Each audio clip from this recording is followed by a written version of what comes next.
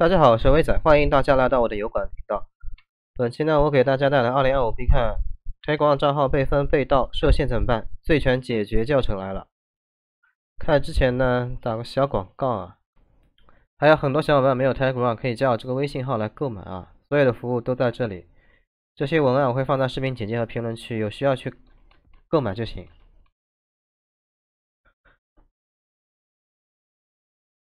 Telegram 使用过程中，账号被官方注销，再次登录出现此手机号已被封禁情况。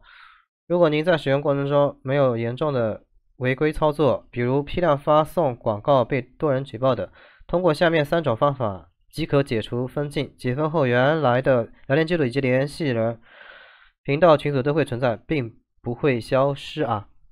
大家直接看我的博客去一步步操作就可以了啊！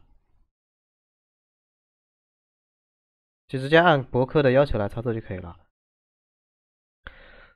这个解除敏感限制也按照这个博客的图文一步步下去就可以解除了。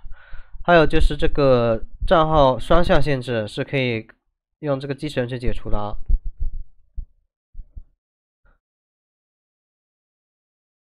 然后呢，说明一下会员号优先啊，什么是都优先啊？解除双向优先，然后是这个封禁的话，如果你开了会员的话，不要做太过分的群发广告，你不会被封禁的。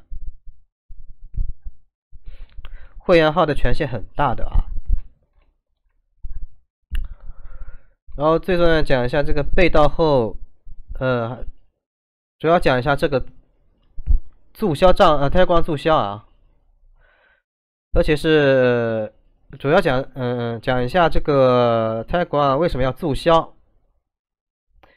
现在有很多这种仿冒官方的机器人，说你违规了，给你发一条链接，让你7天内要去点这个链接，发送什么验证码，这个是假的啊！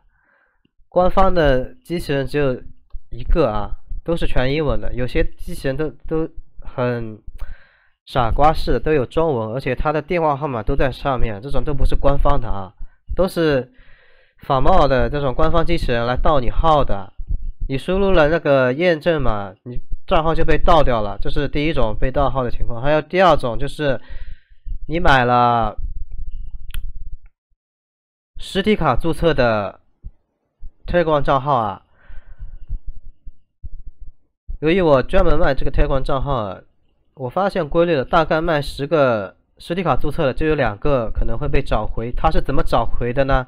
就是原卡主他也要用 Telegram， 他发现这个手机号已经注册了 Telegram， 他就会采取这种网页注销的方式，直接把账号注销了。